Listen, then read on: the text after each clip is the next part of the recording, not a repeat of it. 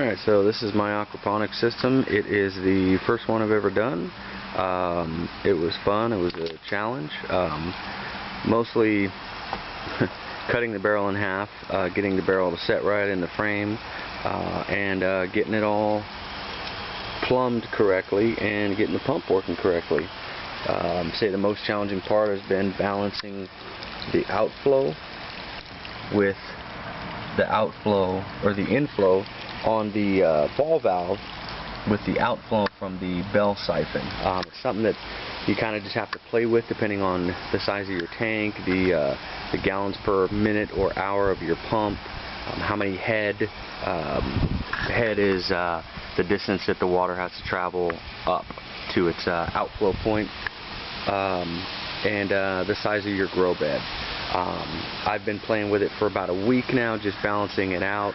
I finally filled the bed up today with the lava rock, the medium, and everything seems to be working perfectly. It's cycled about 20, 30 times since I finished it this morning, and everything's looking good.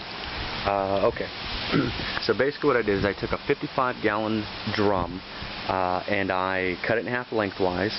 The approximate dimensions of the drum were 37 high and 23 wide as far as the diameter of the barrel. So each section is approximately 37 long by 11.5 deep. It's very important when if you use this type of barrel, when you cut it in half, you make sure that you do not cut through the bung. Okay? Don't cut through that. If you do cut through that, you just ruin the barrel. Make sure you have at least one bung, if there are two, on the bottom of each side of the barrel. You can use this as a secondary drain if you need to. Let's see what else. The frame itself is approximately 26 left to right. The way we're looking at it now, 37 front to back, and 40 high. It's basically just 2x4s. Once I finish transplanting and making sure that everything is working correctly, I will cover the outside with either cedar or redwood or something so it looks nice, and so my wife doesn't yell at me for putting another crappy thing in the backyard. The pump, basically it's a it's a Lang 3400 1/20th of a horse RPM fluid pump. I got it from work. A lot of people might not have access to something like this for free. You can buy one. Depending on the style you get, these go for anywhere from $120 to $180. You can start off with something as simple as a $30 submersible aquarium pump from Walmart. It's up to you, entirely within your budget.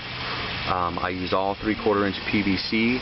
Some places I've reduced it to restrict the flow, or I have, this used to be a carbon bed filter, but I've since changed it out for just a straight cloth and medium filter. All it needs to do is just filter out some of the solids before they enter the actual impeller housing for the pump. As you can see, the water is kind of dirty because I put the new lava rock in this morning. This will filter out in probably about 6 or 7 more hours. It'll be almost crystal clear by the time I get up tomorrow morning. But as you can see, the water here is crystal clear. So it's being filtered, it just has to turn it several times. I would say the most challenging part of this was not just cutting the barrel in half and figuring out how to do that correctly, but if the barrel has been used and reused and used and reused, it's not going to be a perfect cylinder. It's going to be kind of cocked a little bit. So you have to take that into account when you go to put it into your frame. Once you put water and rock and medium in it, everything will sort of level out. So don't be freaked out if when you get it all framed out and squared up and then you set it on the ground and it's empty and one of the legs is not touching the ground. That'll all balance out. I had the same problem. The second most challenging part was balancing the inflow from the pump with the outflow of the bell siphon. because I'm using such a, I guess, a high-powered pump, it's restricted a good amount right now. It's probably cut down to a third of its max output. But because I'm using such a high output pump, I had to put a ball valve in here to restrict the inflow, because my outflow is only a ½ inch. So the tank would fill up and stay full at max inflow, and it wouldn't drain fast enough. So that's something that I've been playing with for about a week off and on. It's been a challenge, but it's also been fun at the same time.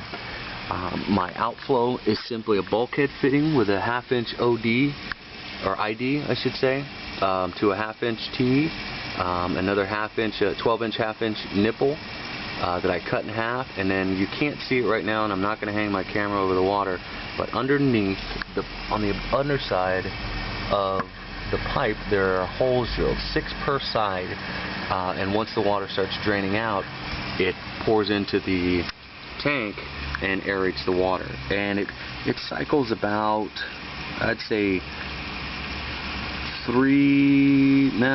4 to 5 times an hour, maybe even 6.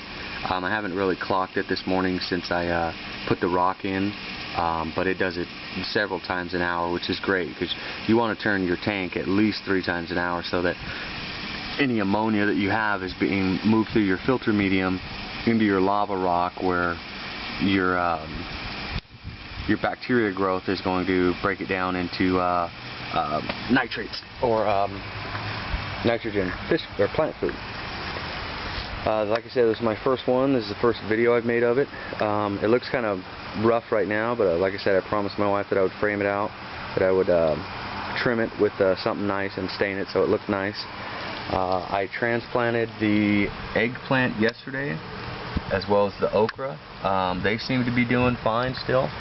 I just transplanted this strawberry this morning, and this melon this morning as well. There are several fish in there right now. There's probably 13 or 14 fish, some small goldfish, and then some other ones, some edible kind. I'm not going to tell you which though. Let's see.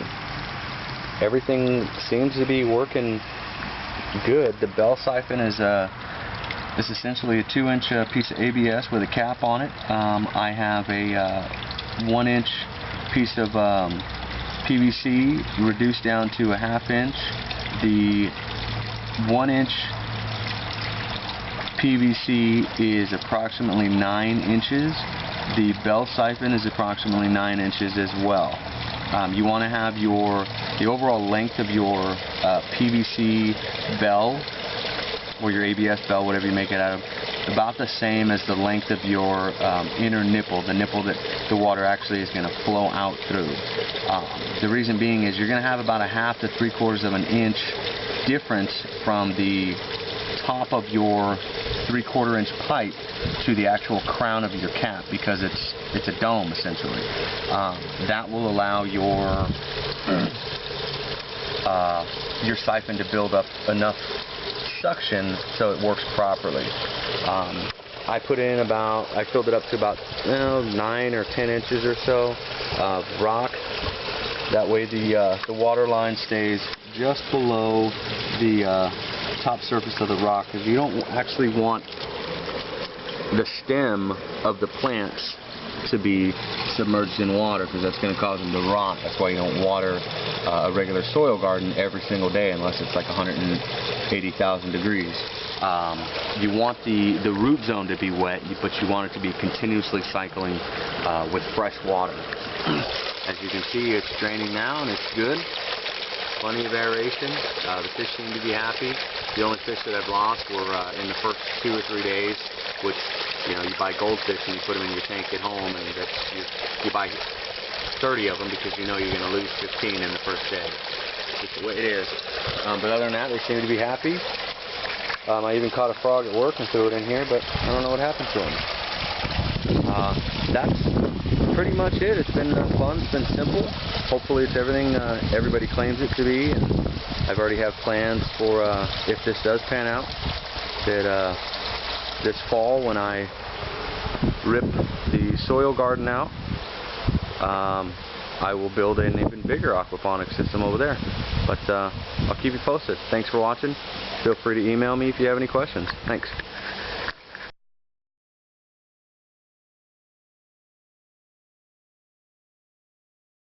Okay, so here's just a quick rundown of the first IBC / swimming pool aquaponics setup that I've made. I just finished most of this yesterday, and so it's not quite cleared up yet from having a little bit of stagnant water, but basically here's the IBC with the top cut off of it. Actually, technically this is the bottom because the top is going to be the garden bed that goes on top of it, eventually. Here's some plumbing. Basically, this part right here is the drain, and then this part right here is the filler. And these are just some PVC that I put on here to keep from cutting myself on these sharp edges. So this drain goes down and then goes underneath these swimming pools that I have made for garden beds, and they're all connected by one pipe. So this drain in the middle of this garden bed and this drain in the middle of this garden bed, those are two bell siphons, and then this one just kind of free flows down through that same pipe. Because I don't have a lot of water pressure right now with the pump that I have, this water going down this pipe helps create enough volume going through that when these fill up, eventually the bell siphons will activate. And then they all drain out into kind of a sump of sorts over here, which is kind of a funny story, but I'll get into it another time. But that's about it. There's not a lot to see fish-wise because the water is so murky right now. But in a couple days it'll clear up, I think. And hopefully we'll have something to show you in there. There's just a little bit of duckweed on here right now that was kind of left from when I had this just sitting with water in it. But if you notice this little pool over here off to the side, this is just extra water I have on standby in case I have to add water to the system. I don't want to use just fresh water from the hose because it's too chlorinated for the fish. And then this one is another reserve that I have, also holding water in case I need to add some to the system. Eventually this will get on top of here and be planted with plants as well, but I haven't figured out how to do that just yet. I think this nice herky piece of plywood is going to go on top and provide the support that I need, because that thing is heavy, probably a couple 100 pounds with water and gravel in it. So that's where I'm at. Thanks for watching.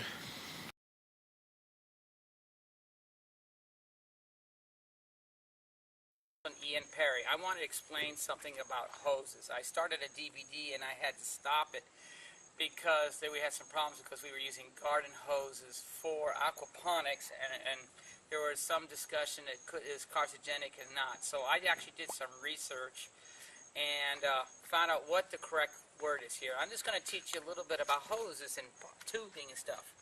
This is a typical it's a 5 3/8, I believe, but it's typical garden hose. Used for non-potable water, meaning you don't drink from it. You can use it to water your lawn, but it's not for personal consumption, making of food. So when you're making an aquaponic system, do not use regular garden hose. There are different kinds of hoses you can use, and I will explain the benefits and the disadvantages of it. This is vinyl tubing. This is 59 cents a foot. It is rated for food. You'll find that in some of the soda machines and things like this. It's rated for food for your drinking. In aquaponics, it's good, except it gets green algae in it very quickly, but it's very good to see what's going on in a teaching environment.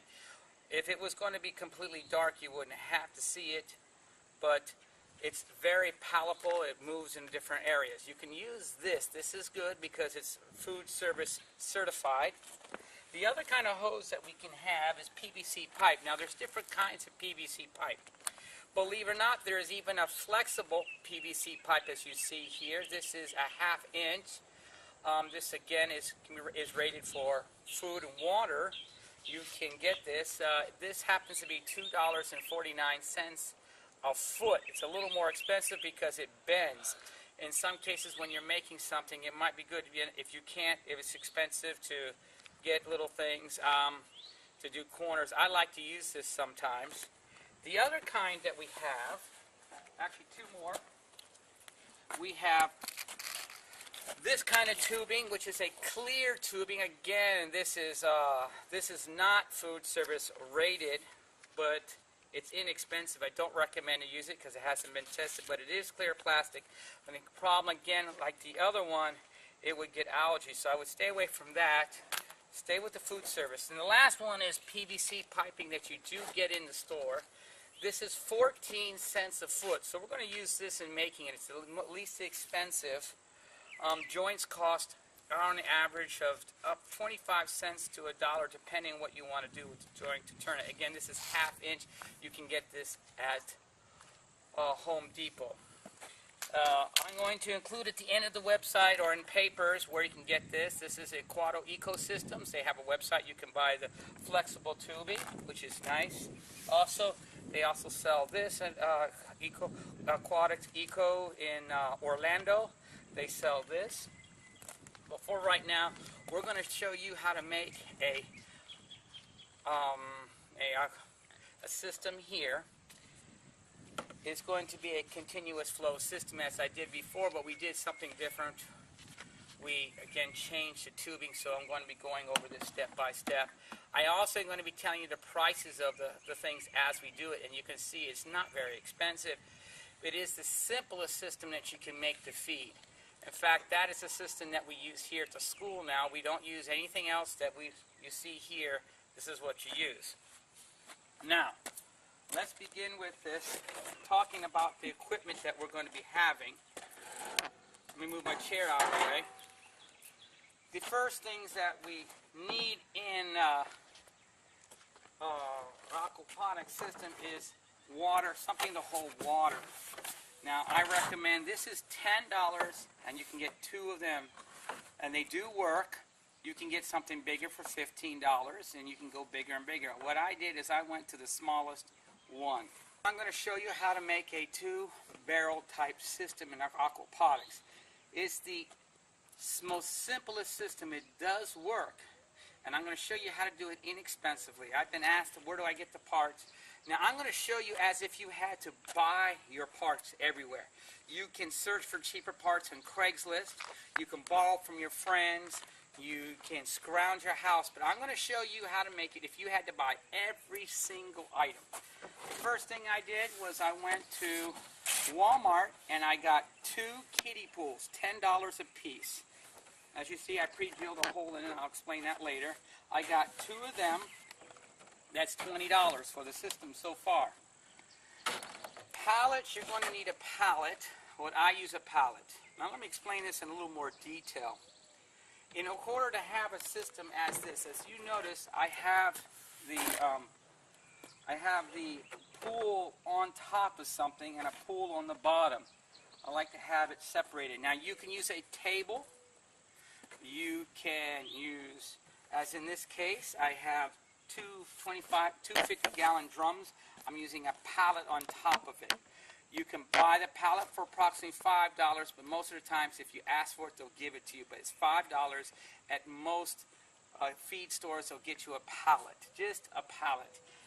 Search around for it, but it is about $5 per. And don't get a new one because they're anywhere from $25 and more. You need to have it elevated. That's the first 2 things that we're going to talk about right here. And as I go further, we'll talk about the other parts. As you notice, it is elevated. Now the first thing that we're going to do, if you just follow me with the camera, we're going to put the pool. Now when you place the pool, it's important to remember something. Don't put the pool with the edge of it or whatever container you use over the edge because it's going to droop with water, that waste. Look at that. You want to find, that's the reason I like the pallet, because it's nice and wide. It's also very strong. So what you can do, you see what I did here? Notice I'm looking at all the edges. I'm looking at it very clearly. It's over. Now I had drilled a 1-inch hole, because a half-inch, excuse me, because the piping I'm using today is a half-inch. It is it's $14.46. So let's say 15 cents a foot. It's the least. It's inexpensive. It's rated food safety drinking water. So what I'm going to do to make sure it's placed correctly, I have a piece of pipe here. I'm going to put in a hole. Make sure it fits right in the hole. See, it's going to go right there. So I know it's in the right place. I'm also going to look. I'm going to bring it in just a little because I want it on the edge. I want to make sure I'm completely on the edge. And then I'm going to look in here again to make sure I go. So this is pretty good right there. That's a good spot. It's in the middle, fully supported. Now, these are the first two items that you're going to use. Now, in order to put this pipe, and I'll explain how that works, you're going to need what they call as a bulkhead fitting. Now, bulkhead fitting, you can get different styles. I have one right here. This style here is, let me show you real close. This is what it looks like. This is a bulkhead fitting. Let me explain how it works. It's really a simple concept, so if you decide to use something else, you go ahead and try to use it. It has a washer. This is the wall of whatever it is. You put this in like so. Whoops. And it stays on there so you can stick a pipe through, as you can see. Hence bulkhead. These are $4.50 at Aquaponics System, which I'll leave the website. You need 3. But for this 2-barrel system, we're going to use 1, and then 2. You'll see why we need 3. We're going to use 1. So far we're at $20, let's say $25 right now, just for this. So here's what I did. I drilled a hole. I'm going to put this in right here. Let me show you how it is. There's the hole. I take this and I start screwing it in. Notice the rubber grommets there. Now it's a little stiff, is what I wanted, a little stiff. The reason being, it's got to have a nice seal. If it's nice and loose, now if you cut it, you make the hole a little larger, you're going to have problems. So it's better to do it on the side of caution, and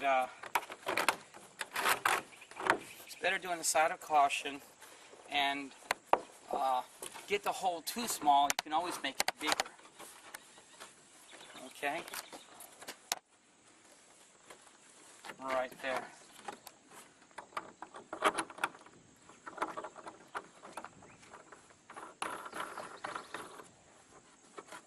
Okay, see what I'm doing here? I'm tightening this up now. This is the bulkhead fitting going to it, and this is what it looks like inside. Now, I have it flush inside for a reason, instead of having this part out here, or in here, because if I want to drain it, it will go flat. It's more likely to drain more. There's also a very good guide to be where it is with this. Now, let me show you. For this particular one, the way I have it height, I'll measure it.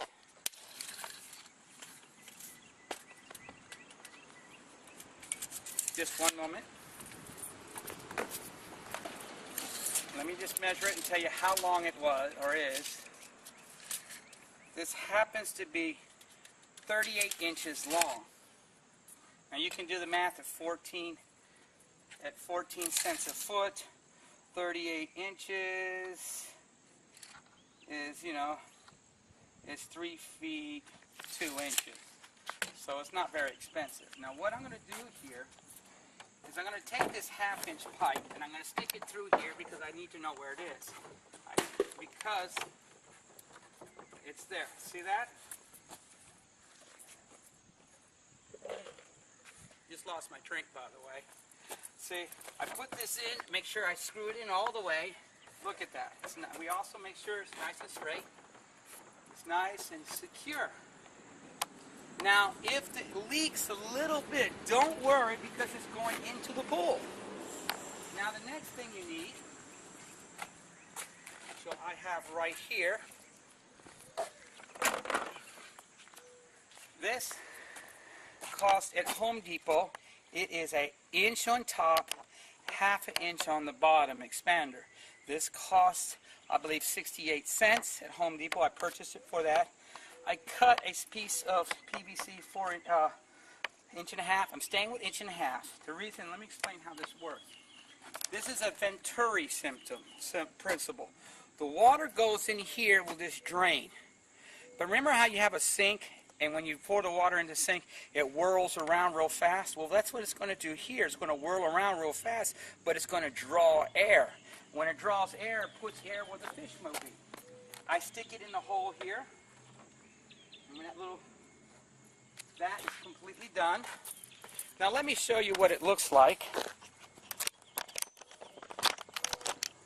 This is what it looks like, just to see. As you can see, I put it right here. See the hole right there? This goes in. It's like this. Goes in like so. And then this is nice, and I want this a little bit straight. And that's good right there. See, it goes right in. And that's what it will look like. Now, let me put it back here so you can see what's up. The next thing that we're going to do, very important, is we need the water pump. Now, I'll explain this. This is $15. Let me show you how it works. Comes with a pre-filter on it, a strainer right here that fits right in. Of course, it comes with a suction pad. $15, and this is again from Aqua Ecosystems in Orlando. Again, I'll leave the website for you to buy it. $15. So, as you can see, 20 and 20 is 40. 15 is 35. Plus the other part, we're still well under $60. So what I'm going to do is I'm going to place this right here because we're going to need the water pump. Now this leads to the next part of the project. Very important part. Now, I'm going to, again, what I did is I had another piece of PVC pipe. I bought 2 sections of 10 foot, would cost me approximately $3. 5 cents at Home Depot. As you see, it goes right over to here. It's already pre-cut. What I'm going to do here is this is how it's going to drain out of the pool. I'm going to put it right in here. Look at this. This works so beautifully. Now we're going to leave that right here. Now, to understand aquaponics, we're going to have water from here going down to here where the fish are. The fish are going to urinate and poop, and they're going to put stuff in the water that's going to be needed filtered out. Nitrates, nitrites, all those good things about it. Ammonia. It's going to go up to a filter. The filter is going to be a biological filter. It's going to take the ammonia out. So we have the nitrogen system going here, cleaning it out so the plants can use it, and then it repeats itself. Now, that leads us to our next part. Okay, let me put this here real quick. What you need is a bucket. This was $4.98 at Walmart. Again, I bought everything brand new. I pre-drilled the holes. So, let's do this first. Remember I said that we were going to have 3 bulkhead fittings. Well, here, let me show you how this bulkhead fitting system works here. Unlike the other one, when we had it sticking out, we're going to have it sticking in. So let me just put this in so you'll see. Right here. Now you follow these plans, you'll make modifications, it will work. And I'll be honest with you, this seems a little stiff putting in, but that's good because that's telling me I'm going to have a better seal. See, what I'm going to do here is I'm going to, there, putting it in. Now, I have the other bulkhead fitting. Put it right here. Okay, we're going to pause here for a moment. Okay, what I have here at 68 cents, you can make these yourself out of tire tubes, but I went and bought them. 68, again, at Aquatic Ecosystems, 1/2 inch. Take a look, see, it goes right in here. What I'm trying to do here is I have a grommet on the other side, so it's nice and waterproof. Okay, so what I'm doing here, I'm making sure that it's there. That's one. Now we're going to do it again with this right here. Same system, same way. Remember I told you needed 3, and there's the 3rd. And you're probably going to drop things too, so don't worry about it. Nice PVC. Now it's a little bit stiff to get in. There it is. But again, I wanted it stiff because if it wasn't, that means there's a chance for a leak. And I don't use glue. A lot of people, I'm just nervous with glue, chemicals. So I try to stay away from it. If you're going to use a glue or something or silicone, go to an aquarium one. But again, find one that's food service safe because you're dealing with food you're going to eat. But I don't use it, and that's the reason I use 2 grommets or rubber there to have it. There we are. See, I already have it in. I put the next one in right here. And then we're almost done with. So now let me talk about something as I screw it in. In order to have a biological filter, the bacteria has to hold on to something. I use screen. I found it works. Now that's the most expensive part besides the pump. Here it is. This is the screen. What I do with the screen is I put it in. The screen costs for, I believe, 60 inches by 10 feet, costs $13 from Home Depot. Okay, there you are. This is the media that when it comes in on the bottom, it's going to grow in here, grab on here, and take the ammonia out. Now the next thing you need, I went to Walmart. This was the regular price. A little air stone. This cost me only $5. So because of the container I used, it came with a hole. As you can see, it's a 10-gallon container. I didn't get anything on special price because I don't know where you are. See, there it is. Now the bacteria, in order to grow, needs oxygen. That's what this is for. It needs oxygen, so we're going to place this here. This is actually ready to go. But you should be dark because sunlight will kill it. There it is. It's very simple, ready to roll. Now, we take the pipe, okay. I cut 2 of these. Again, these were under, I believe, 25 cents. And of course, this was part of the 2 10-foot lengths. What I did here is I stick it right here. Okay. The other one I stick right in here. Remember I said 1/2 inch? Look at that. Fits right there. Just do it till it's snug. Now it's done.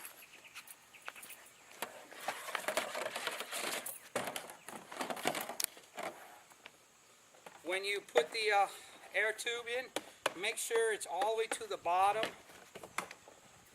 Okay, what I'm doing here is, if you notice, this goes in. If you could zoom in, Eric, I want the water to go into here. I want it straight. Now, remember this device that I put on here? It's going to go just like this. I put it right on here.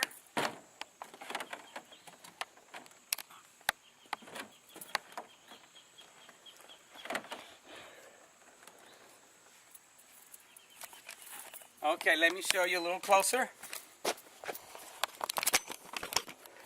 Alrighty, let me give you a little closer view. As you can see, I have it into the pump.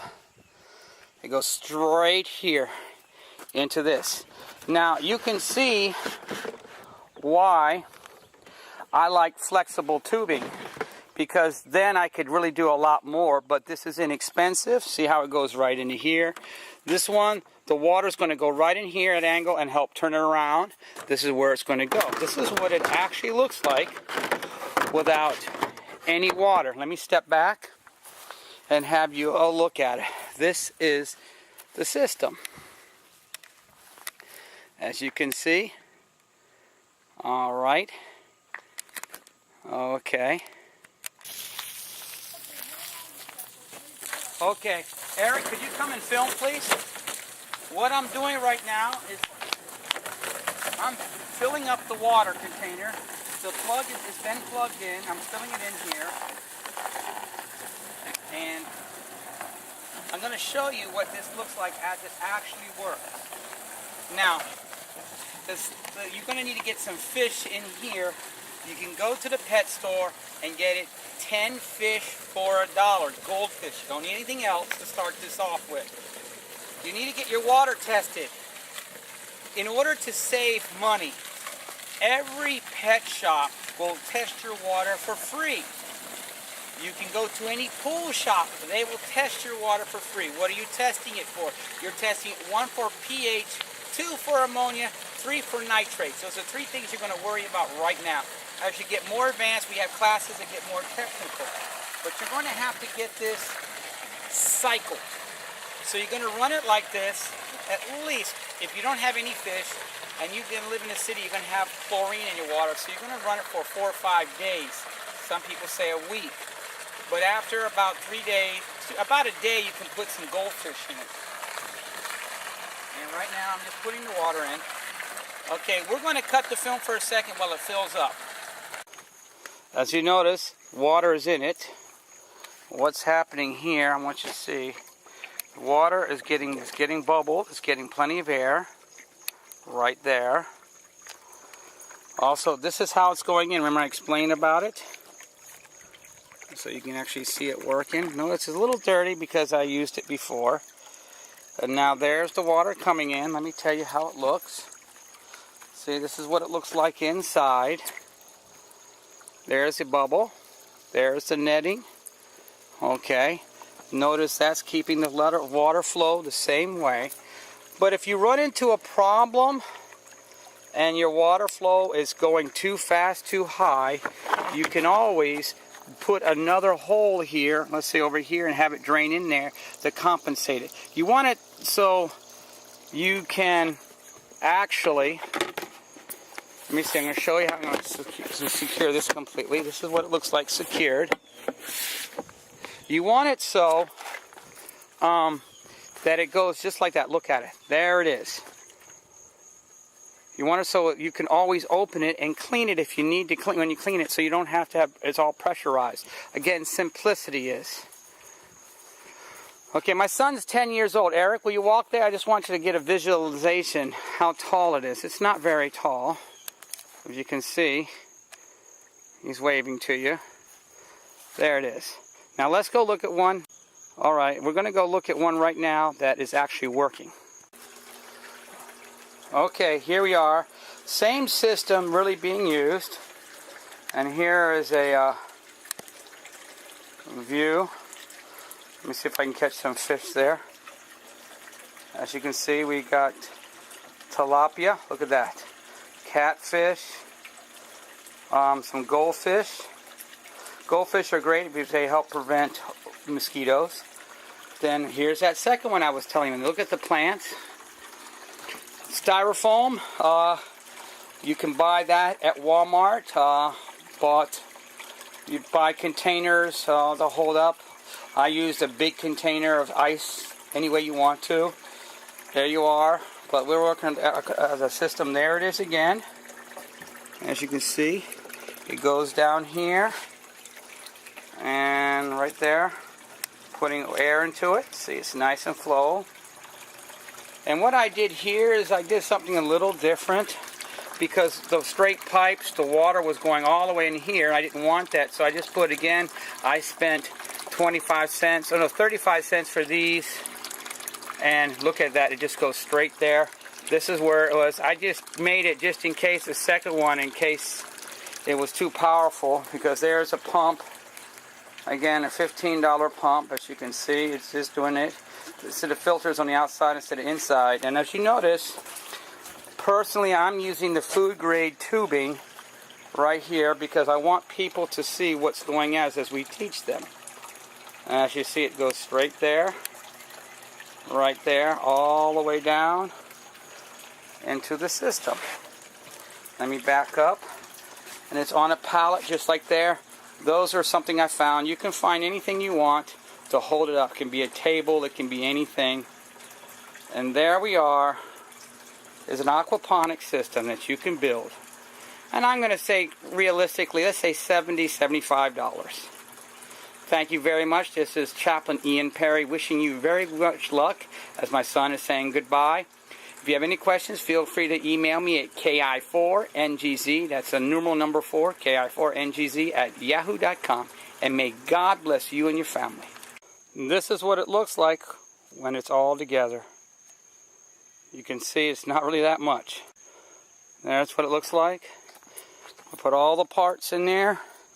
So it really doesn't take that much room for our aquaponics system.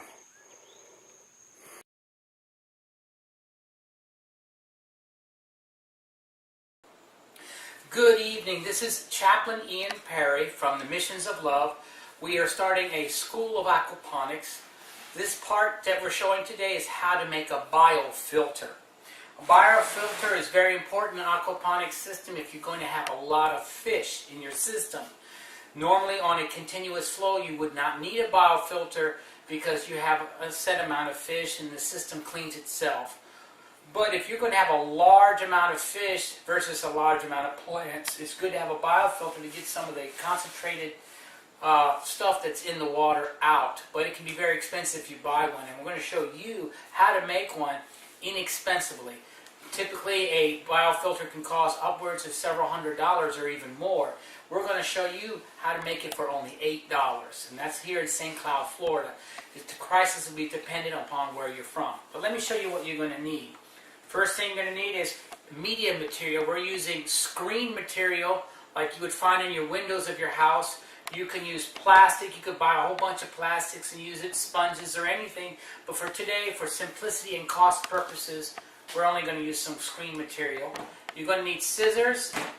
You're going to need a kitchen faucet sprayer holder. This is what you would find in the sink. You would have your sprayer would be in there, and you would spray your dishes and put it in here. It's very inexpensive. You only need 2 of them, so we got 2. You need a screwdriver, 10 sheet metal screws. Any size will do. Just don't get the smallest. You don't need the largest. I recommend getting galvanized because you don't want them to rust. Also, you're going to need an air pump. You can get an air pump at any plant store, pet food store, Walmart. Find a used one. You could probably find one in Craigslist or somewhere. Of course, what comes with the thing is the air stone, and I'll explain why you need that. And then you have here just a typical tub. This is an 18-gallon tub. They do sell them at 10 gallons. They cost about the same, which is about $5 to $6 for this tub. This is the actual filter. Last 2 things you're going to need is, got this. This holds 2-liter bottles. Got this free. Get it from your Publix. Just ask them for a holder or go near the trash bin if they're throwing one away. You get that. This here is a filter for an air conditioner. We're just going to put a second filter there for the media. You don't really need it, but we're just going to do that. And this is very inexpensive. Water flows through it. If you do use anything, make sure it's free of chemicals. It's imperative because you will kill the fish. This is all you need to have a biofilter. Now I'm going to go here and explain how to make it from step by step. And I'm going to make it in front of you. I'm just not going to show you one and that's running, and then you're going to have to decide yourself how to make it. The first thing we do here is we know that we're going to have to screw down the top. So I'm going to put that aside for later. First thing I'm going to do is, if you look here, I've got 2 holes that I already pre-drilled. When you find the device, whatever you use to go through the holes, it should look like this. See, I can get through here. It has a clamp on the other side. As you can see here, it gets closer, and the plastic is between, and it closes it and clamps it here so no water will get through. If you want to put a little bit extra sealant, you can put some silicone in there, but it's not really necessary. When I was in Haiti, they didn't sometimes use things like this, so you're going to have to improvise to do it the cheapest way you can. Now what I did here is I drilled 2 holes, I placed that in. What's going to happen is, actually I'm going to do it this way. As you notice, I put this here, I put it here. What I'm going to have here is from the aqua system, the water is going to go in here on the bottom. I want it to go to the bottom, and as it goes, the water is going to be forced through the media material to filter it, and it's going to come out here, and I will put this one in. And as you can see, it doesn't take very long to build this whole device. In fact, when I use it, the very first time I use it, I'm going to try not to use any silicone or anything of any kind, because we're trying to show you how to use it quickly and easily. Now, next step, very important. We're going to take the air filter that we need. You get what I did here is I just pre-punched a hole here. If you can see, there's a little hole just big enough for the hose to go through. But it's above the water line here. I don't want it below, I want it above. It's because I don't want any water to drip out for any going out of there. So there, I got it in. Now what I'm going to do here, it's very important, I put the stone in there, very technical here as you can see. I place it in the bottom, just like that. Now, I have it just laying there on the bottom. This is where this comes into place. I put it upside down. See, the air hose is going to be underneath it. If I put the air hose here and the media sits on top of it, it's not going to let it work right. The bacteria needs to grow and it needs oxygen. That's the reason you're using the air hose. Now you can get a cheaper, inexpensive air hose. As you notice, I just placed it at the very bottom. That's what it looks like. This is almost completely done. The air hose gives oxygen to the system so the bacteria will grow and everything, and so the biofilter works as a biofilter should. Now, as the water comes in the bottom, I'm going to show you how I made this. I took some screen and I cut it like this. There's no set length, it's how much you want it. And I'm going to make it into a knot. Just a little knot like this. You don't want it drum tight like that because you want all the surface area you have to be visible. So let's undo this one. I made it a little too tight to show you. When you do it, just do it nice and loose. And then you fill it in. And you fill it to pretty close to the top. I pre-made these so we don't have to sit here and do that. Let me show you. As I fill it in, this is so simple. You just put it in here. You can push it down a little bit. There we are. And I will show you what it looks like when it's full. As you notice, this is what it looks like. Very simple. Now, if you want to use the green scrubby pad that I showed you, I would put this like this. Okay, water can still flow through it. As you notice, make sure this is not occluded or closed like that. You want it underneath it. So what I did here, to make it simple, it breathes, so it's like a two-stage filter. Notice it's like that, no chemicals. Water's going to be forced through it, come to the top. Now, notice this hose here hooks to the water pump. Now, I do recommend this. When you do make this in such a way that you can, doesn't use a lot of power. And the thing that I do recommend is solar energy. This whole system here uses very few watts. You can use a solar cell, so you're not using any electricity wherever in the world you may be. Next, the top. I put the top on, but as you notice, the water is going to go in here and come out here. If I don't secure the top, what's the first thing that's going to happen when I fill it with water? It's going to pop up, water's going to be everywhere. So what we did, we took the screws like this. We have a hex screwdriver. You can use a regular screwdriver, you know, whatever size screw. I do recommend a screw about this size here. The package says this was a number 10 5x8 screw. Just, you don't have to stick to a certain number screw. I do recommend putting, as you see right here, I'm just going to do this. You just put in a hole. If you look closely, we put a screw here beside the handles, right here. And I did these other two here. Now, if for some reason the hole will get messed up because it is a sheet screw, you can definitely put it in front of you when you do it. You can make the holes in a different spot if you need to, so you don't have to go buy another container and start all over. There we are.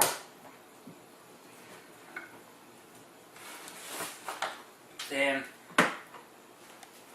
put this screw in here.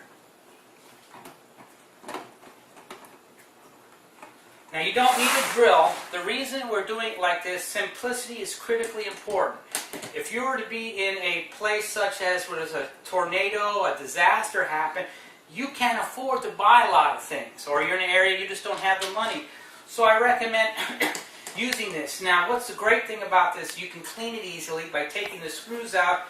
And of course you would use the water on any plants that you have to fertilize them in the house, flowers or whatever. It's good. It's not like a hydroponic system where the water you're getting rid of it is now what they call a, how would you say, it's not a thing. EPA needs to check it because it's bad for the ground because it's got a lot of chemicals and stuff in it. This is purely natural because we're using the aquaponic system. And you will be seeing that we're going to be teaching you a two-step system that you can use this. Simplicity. Again, we're showing you because we want you to know that it's a free thing that we're showing you to do, step by step. You can modify this, make it better, worse. This is just simple. You don't want to spend a whole lot of money because if you don't have it, you can't. And this is how it works. This is a complete system. This is all it is for a biofilter. $8 and you have it. Now I look forward to seeing you. If you have any other questions, feel free to call, write me at ki4ngz@yahoo.com. You can look at our YouTube site. We have a lot of pictures and questions. Feel free to email me or leave a comment and we'll help you in any way we can. This is Missions of Love, School of Aquaponics, and I mean, you have a good time growing something.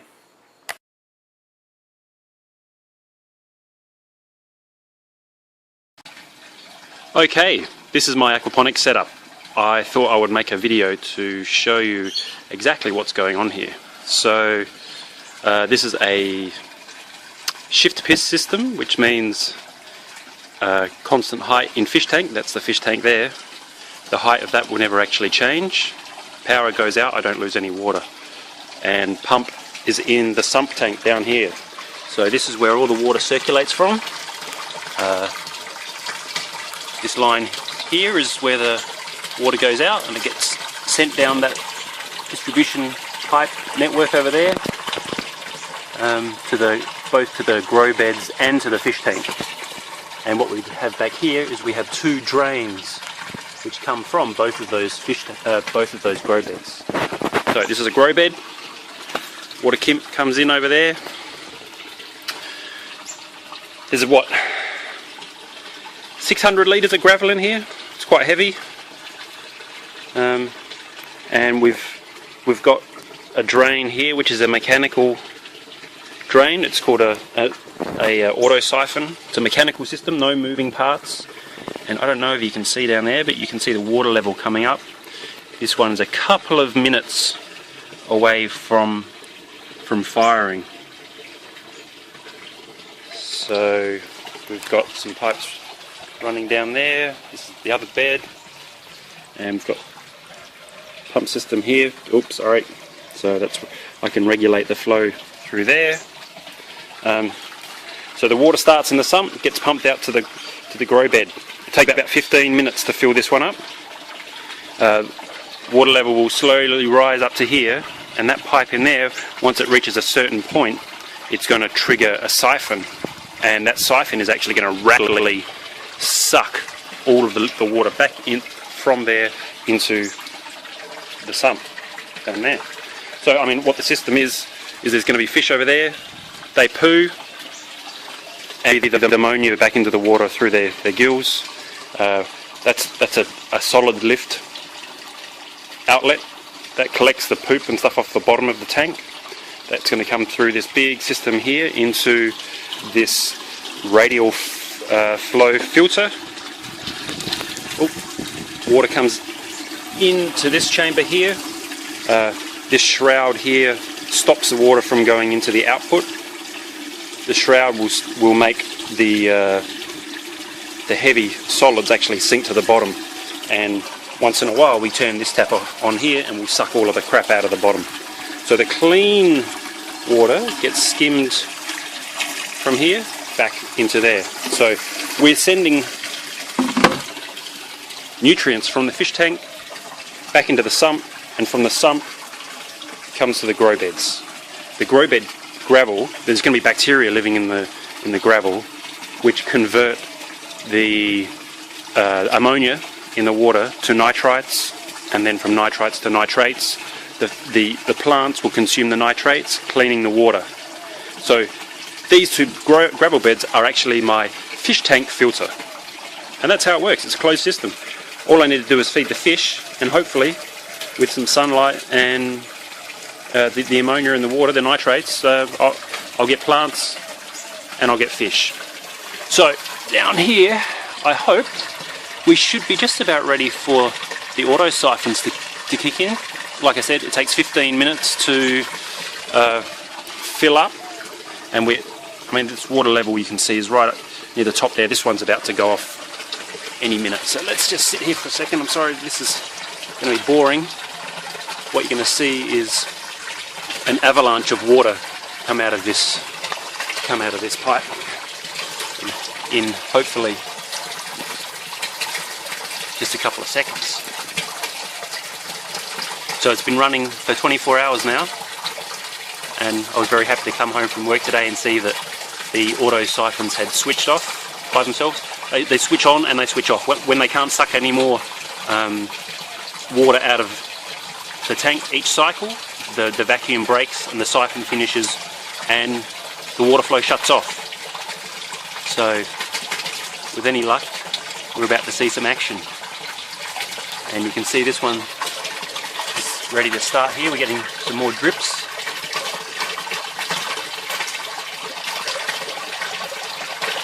There it goes. So I've been building this system I pretty much started the week before Christmas. It's now second to last week of February. Followed some fantastic instructions from online. Made a few mistakes that the same people that I copied made, like using these cheap PVC containers which came with glue in them, and as you can see this is about to really take off now, and there you go. So draining the water back in here like this actually helps to aerate the water as well, which is critical for bacterial growth and for the fish obviously. So yeah, like I said, I've copied this design off the web. Cray helped me a lot, picking lots of glue out. I couldn't get into the fish tank myself. Painted everything, cut everything, thanks to Dad for letting me use tools. Now I have to start studying what to do next, which basically means, I think, researching what plants we want to put in. Of course, Asian leafy greens and some winter, probably start looking at some winter stuff. I still need to cycle the system, so it's still going to be about a month before I get the fish in. I need to organise some fish, but plants are ready to go in. Plants can go in now. So tomorrow we go looking for plants. Then I have to work out what kind of fish I want, hopefully trout, and what I'll be feeding them. So we're getting there. It's been awesome fun. Okay, so this drain will actually run for about 5 minutes, so you don't have to watch the end of that. There we go. So yeah, any questions, I'll do my best to answer if you want to ask me. Great, see ya.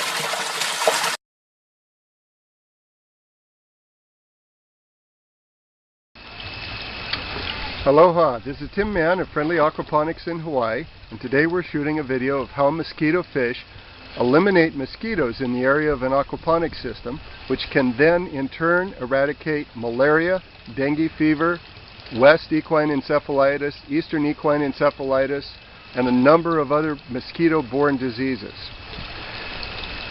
After about the first 6 months we had our aquaponic systems, we noticed that there were no mosquitoes on our 7-acre property. I don't mean we noticed a reduction in mosquitoes. I don't mean we noticed fewer mosquitoes. We noticed that there were absolutely no mosquitoes anywhere on the property. Now this was incredibly unusual because this is Hawaii. We're on the green windward coast. There's a lot of rain, and everywhere you go there are bugs, and lots of mosquitoes. However, we had none. When we looked at this phenomenon, we realized that in our 5,000 square feet of aquaponics system, we had literally hundreds of thousands, or perhaps even millions, of mosquito fish. They're Gambusia affinis and neon tetras. You can see some of them here in the net, and some more down below in the aquaponics trough. What we have is a deadly efficient mosquito trap. Every mosquito in the neighborhood senses the presence of this water and flies here to lay her eggs. Every single one of those eggs turns into a mosquito larva that's then eaten by one of our thousands of hungry mosquito fish. All that mosquito's progeny, all of her offspring, are dead. They do not pass on to future generations. In fact, this phenomenon has been so successful that we've taken to offering people first $10 and then $100 bets at farm tours if they could slap a single mosquito that they noticed biting them. And invariably, people start to take the bet and then they think better of it. And of course, we explain to them why there's no mosquitoes on the property. Now, we just built these systems so we could grow some food and make some money selling food. But in countries where mosquitoes and mosquito-borne diseases are really a problem, this could have an incredible impact. We've got a mosquito eradication system that just incidentally grows food.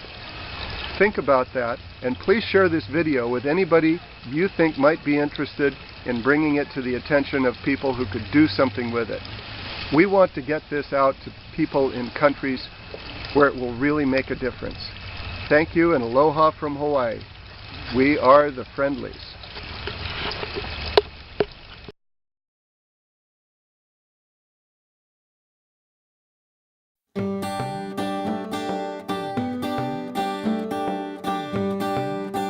The University of Wyoming research projects have a lot of interesting programs going on at all the times. And right now we have an interesting project here at the greenhouse research facility in Laramie. Nate Story has one of those projects. Why don't you tell us a little bit about it? So I'm doing essentially integrated aquaculture and hydroponics. So we grow fish in tanks, and then we take the wastewater from fish production and we cycle it through hydroponic elements, and the plants clean the wastewater so we can send it back to the fish. But what it really does is it takes the liability of fish production, that's the waste produced, and it turns it into another product that we can sell. And actually a product that we're finding is worth a lot more than the fish is. Okay. And what kinds of crops are you growing in the vertical gardens? So right now we're basically doing a little economics study. We're looking at a bunch of different greens and herbs and how well they sell in a small town like Laramie. So part of the deal with these towers is that they're modular. We can take them down and we can haul them to market whole. And people can pick their own greens and herbs at market. Wow, okay. Do you foresee that this is something that someone could have, say, at their home and have one tank with a few tilapia that maybe they were choosing to eat some of the fish and replenish the fish supply? It can work both ways. There are a lot of people that are already using these in their homes. Okay. Or in their own personal systems. You know, we're talking anything from like a 30 or 50 gallon aquarium up to, you know, hundreds or thousands of gallons of aquacultural effluent that they're dealing with. So, yeah, it can be done on a really small scale, and it can be done on a scale where you're actually consuming some of the fish from your system. Okay. So you feed the fish so that you get the nutrients that you need for the plants. That's right. Okay. And we manage how we feed the fish to maximize the nutrients, or to get what we want. Okay. Sometimes we're producing too much, sometimes we're producing too little. The goal is to find the perfect kind of, the perfect ground where we're producing just the right amount for plant production, but not so much that we end up with nutrient accumulation in our water. Right, okay. One of the other aspects that tends to be kind of interesting, we don't see a lot of verticality in most gardening in Wyoming. So part of the reason we do vertical is because we're in a northern climate, we have lots of sun, sometimes too much sun. But we also have is a really low sun angle in the winter. So in the winter, the sun will come up and it'll just kind of skirt along the horizon and then go back down. And what that means is that angle of light hitting a horizontal crop is really, you know, it really minimizes the amount of light reception those crops get. So by flipping our plane vertical, we have almost direct light from that low sun. I'm really looking forward to trying some of these herbs myself. For the University of Wyoming Extension, this has been Donna Quinn from The Ground Up.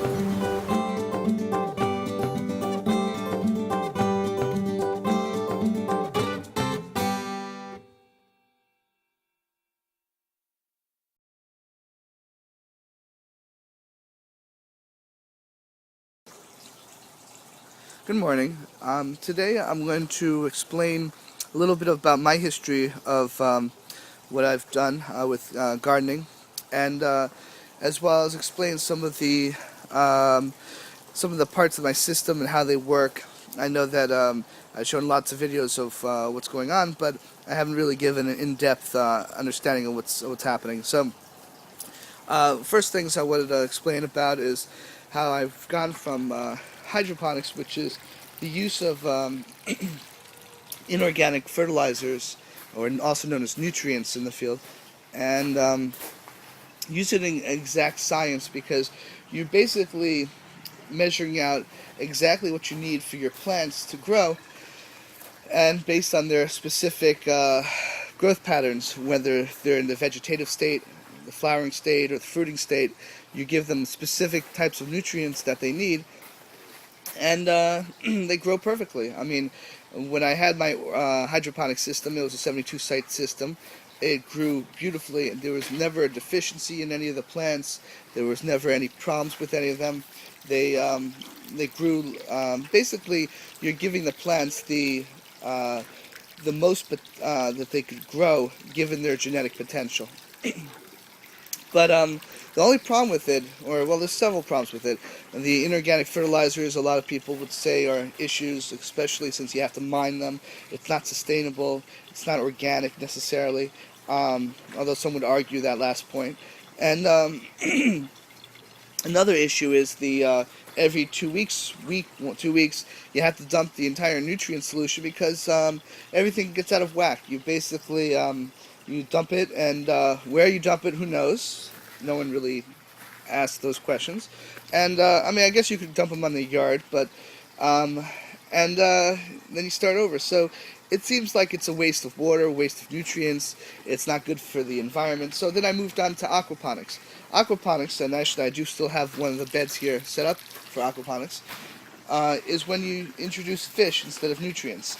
The fish will naturally, the fish are actually in this tank. You probably won't be able to see them. No, you won't. But there's about 10 tilapia in this 55-gallon drum.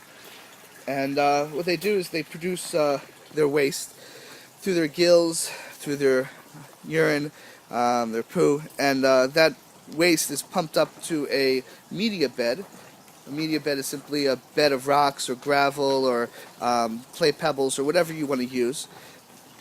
And then the natural bacteria that are found in the gravel, in the media, will nitrify it, meaning that they convert it first to nitrites, and then a second set of bacteria convert it to nitrates. Once it's converted to nitrates, the plants can eat it up, use it, and then it goes back down to the fish tank in the form of clean water, which is great for them. So it's a nice symbiotic relationship that the plants have with the fish, and everybody's happy. There is a downside to this, unfortunately, and the downside is that even though that you could treat it like an exact science, it's very difficult to do so. What I mean by that is this: you could be calculating the pH, the ammonia, the nitrites, the nitrates, and seeing how much you have and how much you need, and feed your fish based on if you're low on nitrates, you could feed your fish more or put more fish in.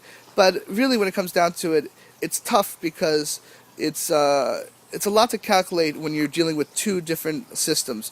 You have to make the fish happy, and you have to make the plants happy as well. So you've really got to work extra hard to make sure both the plants and the fish are happy, because you don't want death of either. Although obviously, in case of problems, you'd rather have plant death, I'm sure, than fish death, since they're the source of your nutrients. But either way, no one's going to say that aquaponics are easy. And for a lot of people, dealing with fish either is a hassle, or they just don't want it. They don't care for fish. They don't want to eat fish. Some people grow actually goldfish or things like basically inedibles. So having fish is not ideal. And that's where bioponics comes in. I don't know who coined this phrase. There's other names for it. But basically, bioponics is when you take organically produced, locally produced ammonia, and you introduce it to your systems. So you're probably wondering, well, where do you get that? Well, here's my source. So it's basically, what I mean by locally organically manufactured ammonia, I mean urine. Now it sounds pretty gross, but until you realize that it's not any grosser than if you say we're using cow manure for organic gardening. I mean, after all, cow manure comes from a cow. It's actually kind of gross as well, especially since it's it really is nasty. But urine, though, it's not just straight peeing on the systems. That is disgusting. What is actually done is you take your urine, you bottle it, and you bottle it for several weeks. That sounds like, well, what's the difference? But the reality is that when you bottle it for several weeks, there's a chemical change within the urine. What happens is it converts from, most of urine has urea. Urea is not really usable for the plants. And so what happens is the urea actually undergoes a change and converts to ammonia, to an organic ammonia. Well, you're wondering, well, why does that matter? Well, two things. Number one, as you probably know and you've probably heard, when urine comes out, it is sterile. That is true. Unfortunately, though, it doesn't stay sterile for very long. As soon as it's introduced to the air, wild yeast and wild bacteria go ahead and inhabit it, and we don't know what kinds. They could be dangerous kinds. They could be they're called pathogens, or they could be friendly bacteria, also known as probiotics. But more than likely pathogens, or at least we always have to assume that. So if you assume that, then the next thing is, after several weeks of aging, the urine actually converts the urea to ammonia, and the pH goes to about 9. Now, what seems to happen at that point, based on some people's observations, and they've done testing, is that the ammonia now cannot, because of the pH and because the strength of the ammonia, the pathogens can't live in it anymore. And so if you tested it for pathogens such as E. coli and other types of pathogenic bacteria, you'd find that there's none in there, which is great. That means it's now again sterile. So now that it's sterile again, we can use it. So what we do is we introduce a small amount, because it's actually pretty potent. Introduce a small amount into the systems. Not this one. This one actually, like I said, this one is my last aquaponics system. The other 5 beds are bioponic. The nice thing about bioponics is it goes back to the same idea of hydroponics, is that I could treat it like a science again. I could measure exactly how much I need for the types of plants I have and see how they react to it. So I've actually did that in a couple weeks ago to find out exactly how much aged urine I need. And so based on that, I found out that each bed, at least during the vegetative stages, needs about 5 ounces of urine. So the nice thing is now we could take that small amount of urine, and I could easily manufacture enough for all the beds that we have here, which means I could grow my own lettuces, kale, red onions, cabbage, and various other types of plants, purely with no other input but what I have at my house, which sounds great. It's sustainable, it's organic, it's locally produced. I don't have to mine them. That's a issue with hydroponics. So you have everything you need right in your own backyard, or at least in your own house. Another gain about using your own urine is that you're not flushing down fresh water, gallons of fresh water every time you urinate. If you think about it, how many times the average person urinates per day, you can easily flush down the toilet easily about 10 gallons a day of fresh water. That's a huge waste. As some of you who are not familiar with plumbing, they don't plumb in bad water to go to your toilet. They plumb in the same fresh drinking water that you have in your sink. And therefore, it's a huge waste. Obviously, I'm not complaining about the plumbing systems. I mean, I'm happy to have them. And, it would cost a lot of money for them to change, to have a new pipe just for every toilet you have. But there is no need to have fresh water being wasted, at least not on your urine. Bottle it, use it. It's an incredible nutrient. There's no other nutrient like it. As you can see, based on my beds here, everything's growing lush, beautiful. There's no deficiencies. I'm pretty confident that I'm able to look at a plant and say, it needs iron, or it needs nitrogen, or it needs whatever it needs. There's plenty of information like that out on the web anyway, of what to look for deficiencies. And the only thing I can a little bit see is just maybe a little bit of iron, at least over here. But that's okay, because in most systems you need to supplement iron anyway. It's called chelated iron, or iron chelate. So that's okay. I'm going to do a little bit of a spray on them, and they'll be fine. Other than that, they do tremendously well with no other inputs.